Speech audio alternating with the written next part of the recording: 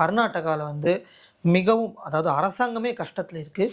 அதாவது சித்தாராமையா அப்படின்றவர் இப்போ கரண்ட்டாக இருக்கிற கேரளா சிஎம் வந்து பார்த்திங்கன்னா ராஜினாமா பண்ணணும், அவர் வந்து இருக்கிறதே ஒரு ஒரு கேடு அப்படின்லாம் நிறைய மக்கள் அங்கே பேசி கொண்டு இருக்கிறார்கள். இதுக்கு பேக்ரவுண்டில் என்ன அப்படின்றது தான் நம்ம வந்து பார்க்க போகிறோம். அண்ட் அவரோட அரசியல் வாழ்க்கை எப்படி இருக்குன்றது தான் பார்க்க போகிறோம். இது எல்லாத்துக்குமே மூல காரணமாக இருக்கிறது வந்து 2005 ஆரம்பித்த முடா ஸ்கேம் அப்படின்றது தான். இந்த முடா ஸ்கேம் அப்படின்றது வந்து பார்த்தீங்க அப்படின்னா நம்ம சித்தாராமையா அவருடைய பிரதர்லா வச்சு ஒரு நிறைய நிலம் வந்து வாங்கி போட்டிருந்தார் இல்லீகலாக. அந்த நிலத்தை 2010 அவர் ஒய்ஃப் பேரை கிஃப்ட் பண்ண வச்சுருக்காரு.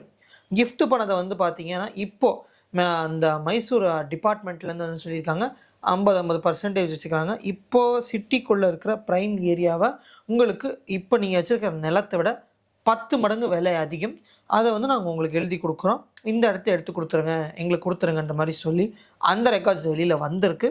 ஒரு பக்கம் அந்த முடா ஸ்கேம் ஆரம்பித்து இன்னொரு பக்கத்தில் வந்து பார்த்தீங்க அப்படின்னா அவர் கீழே விட ஆரம்பிக்கிறாருன்னு தெரிஞ்ச சிவகுமார் வந்து இந்த பக்கத்தில் இருக்க காங்கிரஸ் கூட பேசி பேக்கப் வாங்கியிருக்காரு. காங்கிரஸ் தான் இவங்க எல்லாருமே, பட் காங்கிரஸில் எனக்கு பேக்கப் கொடுங்க, நான் எப்படியா வரணும் அப்படின்னு சிவகுமார் ஒரு பக்கம் ட்ரை பண்ணுறாரு. இந்த பக்கம் வந்து காங்கிரஸை எப்போதும் வந்து அடித்து நவுத்திட்டு இருக்கிற பிஜேபி இல்லை இந்த வாட்டி எப்படியா இந்த சாக்கை வச்சு கர்நாடகா நம்ம பிடிச்சணும்னு அட்வான்ஸ் பண்ணுறாங்க. அண்ட் மீடியாவும் சும்மா இல்லாமல் காங்கிரஸ் வந்து கிழின்னு கிழிச்சிட்டு இருக்காங்க. ராகுல் காந்தி வந்து நான் வந்து நம்மளுடைய சித்தராமையாவுக்கு சப்போர்ட் கொடுக்குறேன், லீகலி அண்ட் ஆல் சைட் சப்போர்ட்ஸும் நாங்கள் கொடுக்குறோம் அப்படின்னு சொல்லியிருக்காங்க. இதில் ரொம்ப முக்கியமான விஷயம் என்ன அப்படின்னா சித்தராமையா அவர்கள் வந்து அவருடைய அணியிலேருந்து இன்ஃபோசிஸில் இருக்கிற நபரை எதிர்த்து பேசிட்டாங்க அப்படின்னு சொல்லிட்டு இன்ஃபோசிஸில் ஐஜிஎஸ்டி 32,400 கோடி ரூபா கட்டணும் அப்படின்னு சொல்லியிருக்காங்க. இது என்ன அரசாங்கம் இயங்குதுன்னு சொல்லி மக்கள் வரைக்கும் கொந்தளிச்சு இந்த நியூஸ் வந்து இவ்வளோ தூரம் வைரலாக போயிருக்கு. ஸோ இன்றைக்கி நம்ம சொன்ன மாதிரி சித்தாராமையோட அரசியல் வாழ்க்கை ஹாரோஸ்கோப் மூலியமாக எப்படி இருக்க போகுதுன்றதான் இந்த வீடியோவில் நம்ம பார்க்க போகிறோம். ஸோ ஏற்கனவே சொன்ன மாதிரி சித்தாராமையா அவர்கள் வந்து மூடா ஸ்கேமில் ஆரம்பித்து இன்றைக்கி அந்த ஐஜிஎஸ்டிலாம் கொடுத்து இந்த நியூஸ் பயங்கர வைரல் ஆகிருக்கு. அவருக்கு வந்து பார்த்திங்கன்னா ஒரு 4-5 ஒரு பவர்ஃபுல்லான பர்சன் தான். அவர் கீழே ஒரு 4-5 ரொம்ப லாயலிஸ்ட்டாக இருக்கிற பீப்புள்னால தான் இன்னை வரைக்கும் அவர் அந்த பதவி சிஎம் பதவியில் பிடிச்சிட்டு உட்கார்ந்துட்டு இருக்காரு.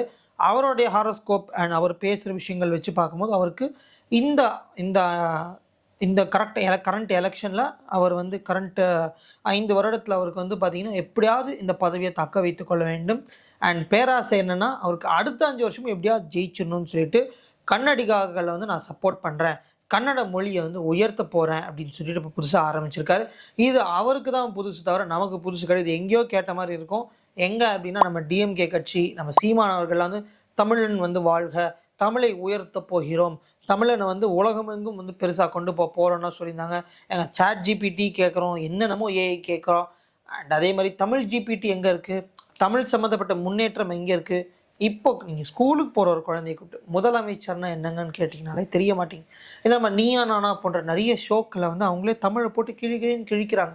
தமிழ் தெரிய மாட்டேங்குதுன்றதை சொல்கிறதுக்கு ப்ரௌடாக இருக்காங்க நம்மளுடைய ஆட்கள். இப்போ இன்ஃபேக்ட் இந்த வீடியோவில் வந்து பார்த்திங்கன்னா நான் சொல்கிற வேர்ட்ஸ் ப்ரௌடு, இந்த மாதிரி ஆங்கில மொழிகள் ஆங்கில சொற்கள் வச்சு தான் நம்ம வந்து நிறைய சராசரின்னு தமிழ் பேச்சே போகுது. இந்த நிலைமையில் இருக்குது தமிழ். அப்போவே பாரதியார் சொன்னார் தமிழ் இனி மெல்ல சாகும்னு சொன்னார். அதுதான் நடக்கிறது. அண்ட் இந்த நிலைமையில் அவங்க என்ன சொல்கிறாங்க, தமிழை தூக்கி நிப்பாட்ட போகிறோன்னாங்க. இது நிப்பாட்டினாங்களோ இல்லையோ பர்சனலாக அவங்க வந்து பெனிஃபிஷியல் அடைஞ்சாங்க. இதே ரூட்டில் தான் சித்தாராமையா அவர்களும் போகிறாரு.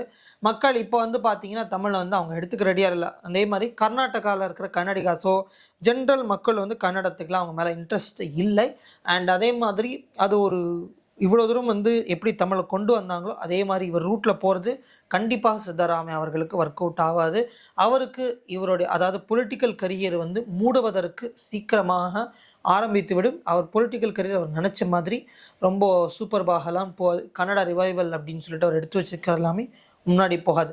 சித்தாராமையா அவர்களுக்கு இதோட வந்து சரிவு மற்றும் முடிவு ஆரம்பிக்கும் நேரமாக இது இருக்கும். ஸோ இதே மாதிரி அரசியல் சம்மந்தப்பட்ட விஷயங்கள் ஜாதக ரீதியாக பார்க்க வேண்டும். இல்லை இது வந்து அக்ரவேட் ஆகுமா, அதான் இந்த மாதிரி அடுத்தடுத்த அப்டேட்ஸ் நியூஸ் தெரிஞ்சுக்கணும், ஸ்போர்ட்ஸ் பற்றி தெரிஞ்சுக்கணும், உலகளாவிய விஷயங்கள் தெரிஞ்சுக்கணும், சினிமா ஆக்டர்ஸ் பற்றிலாம் தெரிஞ்சுக்கணும், எக்கனாமிக்ஸ் பற்றி தெரிஞ்சுக்கணும், ஸ்டாக் மார்க்கெட் பற்றி தெரிஞ்சுக்கணும், அனைத்தும் ஜாதக ரீதியாக தெரிஞ்சுக்க வேண்டும் அப்படின்னா கண்டிப்பாக நம்ம சேனலை சப்ஸ்கிரைப் பண்ணுங்கள். மீண்டும் இதே மாதிரி நிறைய வீடியோக்களுடன் சந்திப்போம். நன்றி, வணக்கம்.